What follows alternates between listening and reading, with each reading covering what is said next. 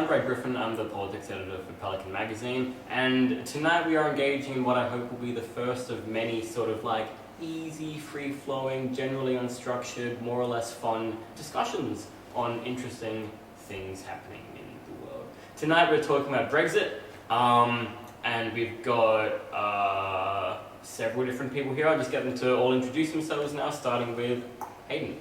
Hi, I'm Hayden, one of the editors of Pelican, and I appeared on Media Watch once. Damn. Hi, I'm Wade. I'm a former editor of Pelican, and I have never appeared on Media Watch. My name's Blair. I'm a PhD philosophy student from Notre Dame. I went to UWA for a long time, but I somehow justify my existence on this panel here. Hi, I'm Ben. I'm a British citizen, and I'm wearing futsal clothes. Okay, hi, I'm Sophie. I'm a student and I study economics and international relations here. I would say a fun fact, but I just don't have any. Okay, so as I said earlier, we're here tonight to discuss Brexit. So, I mean, what is Brexit? Well, Britain exit European Union, that's basically it. So essentially, as I'm sure most of us are aware, on the 23rd of June, Thursday last week, the British people voted in a referendum to leave the European Union. Now, the Leave vote won 52 to 48. There was about, 71.8% voter turnout, which is, I think, the highest voter turnout since the early 90s in a sort of general referendum or an election in the UK. So that leaves many, many questions. What will happen? What is the EU? What is Britain? Why? Hopefully some of those will get answered tonight. So I am going to start it off, and I will start off asking our dear friend Wade in front of me. Basically, I'll ask Wade, and then I'll just sort of open it up to everybody else. So Wade, in a nutshell, what do you think Brexit means for the future of the European Union as a whole? That is the million-dollar question. I think we're seeing the uncertainty at the moment about if this is the first domino to fall in the eventual collapse of the European Union. Certainly there's been pushes in Italy and France, Finland, and several other member nations looking to exit the Union now. And it's really uncertain at the moment if this is going to cause the democracies in that country to demand referendums of their own and a kind of public vote, or if it will just remain on the fringes of the far right in those countries. So at this point it's anyone's guess. Obviously each country is individual circumstances, but now one is gone, that first kind of inertia is broken and other countries will have a legitimate chance. Yeah, anybody else? Thoughts, comments, concerns? Brexit, Frexit, what are we thinking? Yeah, I think that uncertainty extends not just into the future, but how we came to this point in time. I was literally looking through articles for pros and cons of leaving all this week and could find no factual information at all. It was very difficult. And no doubt that's influenced what's happened. I think that was a big factor, is that the way that the campaigns were run, they were both extremely negative. So it's like, if you remain, these bad things will happen, and if you stay, these bad things will happen. And there was just so many random rumours flying around, like the £350 million are going to the EU every week. And there's also one about, like, if you stay in the EU, the bananas will have to be a certain bendiness, which I have no idea where that started, but it seemed to like run through the whole campaign. So I think the main factor in this was there was just no information, like no real facts. And I don't know how that happened. I think Wade touched on one of the real tragedies of this campaign, in that it has been used for considerable political capital by the far right rather than any other faction. And this is something we're seeing Europe-wide, like Marie Le Pen's fascists in France are using this for their own political gain. Other far-right parties all across Europe, especially in countries that are actually, especially the ones that are actually doing quite well under the European Union, which is actually quite strange. Yeah, If I could just tie into that, I think it's really indicative of the rise of nationalism, because the EU at its heart is kind of about supranational identity overriding kind of traditional national borders. So typically we see far-right political movements in these various countries trying to assert back the independence or the sovereignty of their nation. They feel like their national identity has been superseded by this supposed tyrannical institution in the EU. So yeah, it's an interesting development. I think I disagree with that to a certain extent, because so there's a guy in the UK called Lord Ashcroft, and Lord Ashcroft is really famous for doing lots of exit polls during elections. And there was a widely shared meme on Facebook about how 80% of the people who voted Remain certainly, or apparently, hated multiculturalism, hated feminism, hated social liberalism, and all of these things. But those results were misinterpreted. Though that meme was a misinterpretation of the results. It turns out that was based on a little bit of a logical fallacy. It turns out that 80% of the people who hated multiculturalism voted for Remain, as opposed to the other way around, which is people who voted for Remain, 80% of them hated multiculturalism and wanted nationalism and those sorts of things. It turns out that most of the people who voted for Remain were actually very low in reporting things like nationalism and hating immigrants and so on and so forth for their vote for Remain. So I think it's actually a bit of a contested message in the media about whether the fascists actually can use this for their own political capital, because it's actually looking like there is actually very little evidence that the people who voted for Leave, actually was Leave, sorry, not Remain, that's confusing, hopefully that makes sense later on, but the people who voted for the Brexit, there actually isn't a lot of evidence that those people were motivated by racism, motivated by nationalism, and those sorts of things. I guess I just wanted to make that clear. And what we see even in the polls, what most of the polls seem to agree on is that what really was the main motivation for voting Leave was actually the myth that the funding, the 350 million, the figure that was cited, could be going to fund the NHS, Britain's very much underfunded public health system, which is frequently voted one of the worst health systems in the world. So I think what that really shows is that it's not necessarily these far-right ideologies that are driving the Leave vote, but really just people's insecurity about their own lives and how they can get healthcare, how they can send their children to school, these things that they think are the result of the European Union. And on that note, it's not only the far right using it for political gain as well. As of earlier today, 12 members of Jeremy Corbyn's front bench have left, and it looks like there's going to be a coup coming, because he did sack Hillary Benn. I'm not sure the timeline exactly, but he's one of the more principled, pure left politicians in Labor at the moment. And, there are people that aren't, happy with that situation within, what would be called the Blairite section of the Labor Party. So it's not only the right using it for political gain. Absolutely, and it's thrown up the same divisions in the Tory party. Like, we're seeing a massive divide between neoliberals and protectionists in that party, and really a lot of what the vote came down to was a choice between neoliberalism and protectionism. Of course, there are many left arguments for both Leave and Remain that really just weren't talked about in the media, and I think that that's just a sign of basically the left conceded ground to the right on basically in the entire public debate. And I think that that's really what the tragedy of the campaign was. It was just the ground was ceded and has the possibility of being taken up by the far right, simply because really left-wing arguments for both cases came very late in the game. We just didn't see that in the national discourse until quite late in the polls. So continuing on the theme of the instability this has put into both the major parties in the UK, both the Tories and Labour, and considering there may soon be a Labour coup, David Cameron resigned immediately after the referendum. Who's likely to be the new Prime Minister in 3 months? Who would you place your best bets on?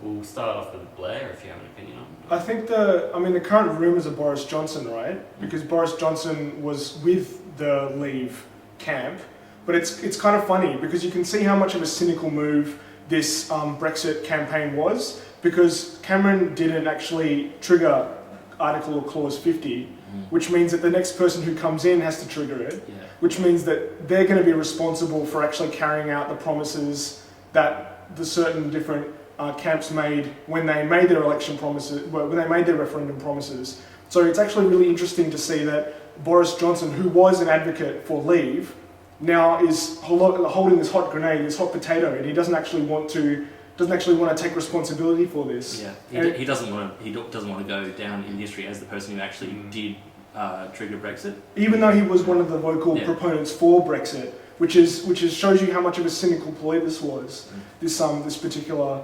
election, and how it kind of, to a certain extent, it's like gotten out of their control, because it's tapped into the kind of punitive neoliberalism that the EU has subjected to huge parts of the working class of Britain.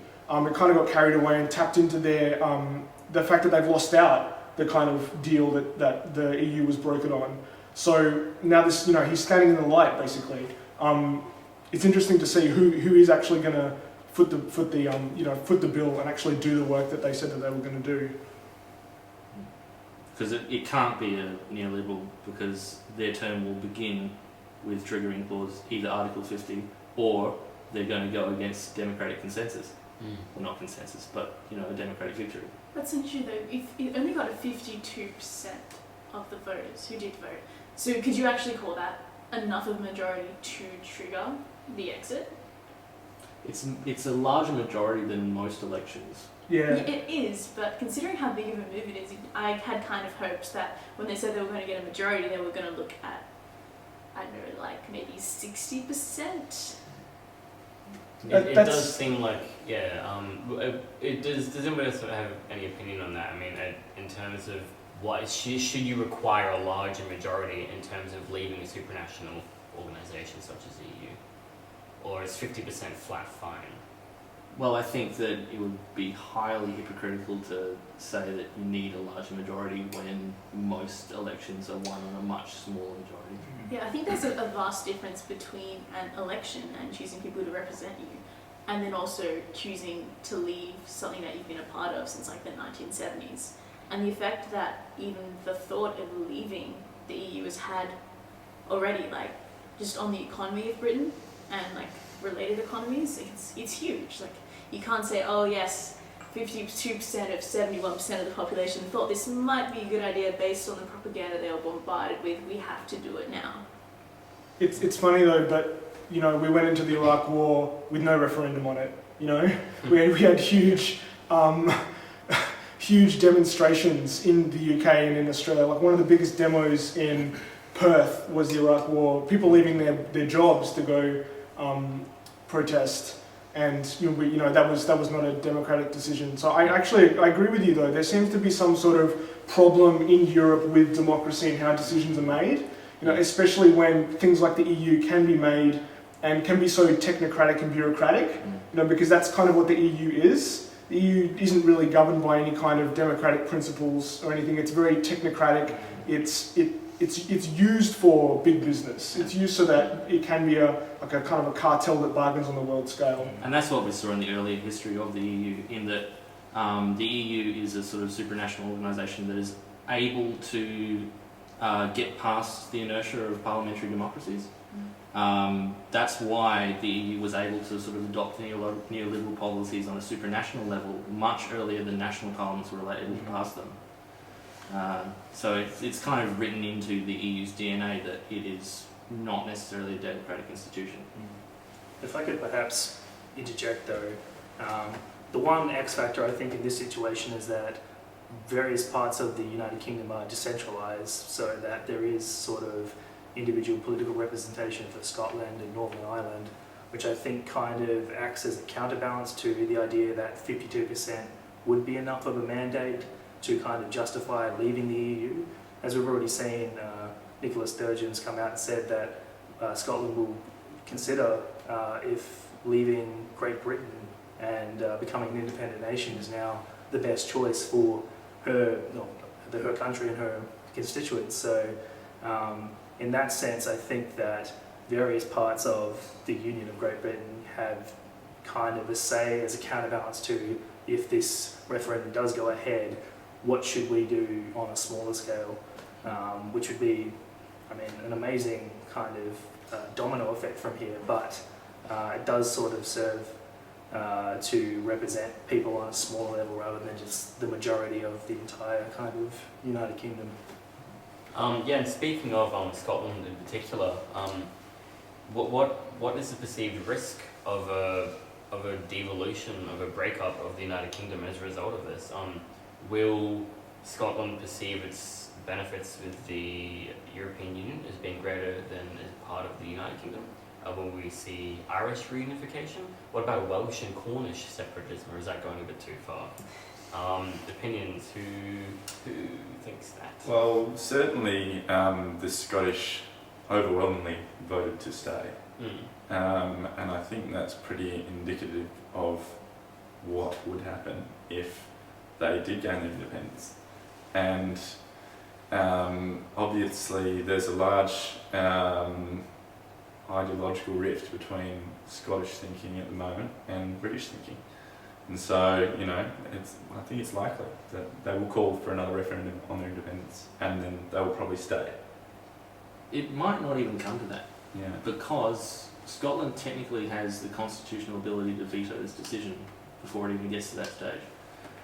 So what we might actually see is that either Scotland or Northern Ireland might veto the decision and do what the neoliberals in the south actually want, and that is to cancel the decision. It's very possible. Yeah, and we've got a question from Eamon Kelly, one of our Pelican contributors. How and why does this affect Australia? Why should we here care about it? How does it affect us?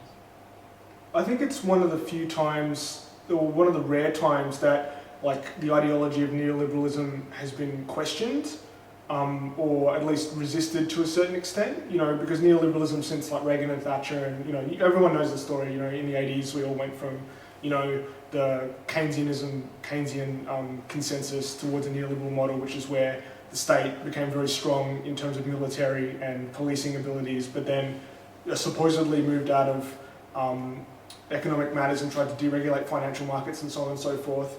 And so the EU represents that concept to a certain extent. And so a lot of people in the UK have been affected badly by this kind of experience. And so that, I think this is one of those times where the steamrolling effect of neoliberalism, especially in Australia, you know, with like the selling off of public assets and deregulating higher education, you know, it seems like we can never win. It just seems to keep coming at us no matter what happens. I think it's like a sign that you can resist it to a certain extent, that you can question it, and that you might be able to do something about it. I think that's what it means for Australia. Excellent. Yeah, that's sort of like symbolic defiance. Yeah. It's quite interesting because I'm pretty sure that both Malcolm Turnbull and Ben Shortland are like pro-Australia becoming a Republic?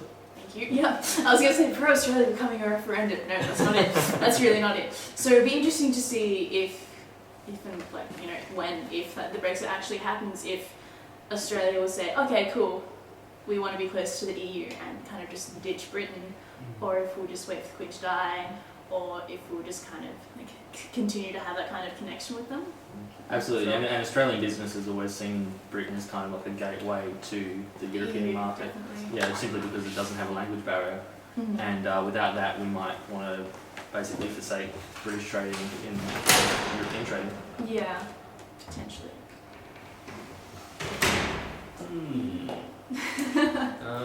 Does anybody else have any other thoughts on this? Anything they haven't gotten off their head? One thing we haven't really talked about is the use of sort of racist ideologies.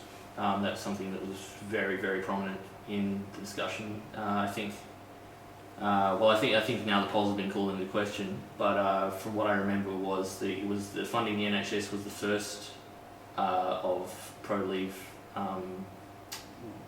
worries that propelled the decision, but the second was migration. And there was a lot of confusion between immigration from other continents into Europe and intracontinental migration, that is the flow of workers from other countries into Britain and outside as well. Yeah, there's a lot of things that weren't really discussed. There was a lot of nuance that was completely lost just simply because of the confusion about what migration actually meant when people were talking about it. Like, for example, a lot of people in academia are very, very worried now because basically they've lost access to European universities because they were doing that via the ability of workers to migrate out of Britain to get access to European universities and vice versa. So we could actually see a decline in British academia as a result. We're also probably going to see much fewer worker migrations to and from Britain. However, it has much less of an impact than what people think. Like, this decision probably won't actually impact migration in any meaningful way, apart from at sort of higher levels like academia and things that rely on European transactions. Yeah, what I was thinking, if it was a country, because Britain already has like passport checks and border control in place, so if it was a different country within the European Union, like, I don't know, like maybe France, where you can just travel between other countries in the EU without having, you know, border controls if you have an EU passport, it would have a much bigger effect. So I think in that way, this is what makes it easier for the Britain to just kind of think, oh, maybe we'll just opt out of the EU because it won't have that much of an effect without the Schengen Agreement. It's interesting. I remember reading an article about Game of Thrones, and everyone was, really worried. Will Game of Thrones production still go ahead? Will we because of The Brexit? important questions. But it actually made a really interesting point because the producers were pretty confident. They said not much is going to change. Yeah. And it's interesting. I think the qualification will be, if you're not big business, it's going to be very different. But if you are big business, it's going to be more or less exactly the same. It's really going to impact people who are either self-employed or independent workers or contract workers. It's not going to impact, like you're saying, it's not going to impact industry as a whole. Or just cleaners and nurses and teachers, these people who don't have the ability to just move their capital from one bank to another. Yeah. People who have to use this particular bank in order to save their money or whatever. Yeah, the funny flip side is that Britain might not have the bureaucracy it needs in order to replace all the legislation that it depends on with the EU. Yeah, exactly. Right? That's one of the bizarre twists. It's kind of like, okay, now we've made this decision whether or not it's binding, but do we actually have the legislative apparatus to actually do the machinery to do this? I think that's the issue, is that the Leave campaign didn't have a plan. They weren't saying, okay, so if we all vote Leave, then we're going to deal with Germany, then we're going to deal with Hungary, then we're going to deal with all the different countries, get all the treaties sorted. They just kind of went, oh crap, you actually want to leave, like, what do we do? And Germany's kind of pushing them, saying, you're making the economy worse for everyone, you need to stop doing this, you need to leave now. But they just don't have any strategy at all. And that's something that's really worrying too. Like, a lot of the worker safety regulation is all provided by the EU. So basically, British workers are much more unprotected now than they were before. And this stands as like a really good opportunity for the bosses to implement really bad workplace safety. Like we could see a lot of regressive policies depending on basically how powerful British industry lobbyists are in the coming months. That said, I guess I'll take my clear stance, because I guess no one's declared whether they're for or against. But I am for the Brexit from a left-wing perspective, merely because it stands as that little step of them, not in terms of them workers gaining a little bit of class consciousness. And I've come under attack online or whatever for being accused of being a voluntarist.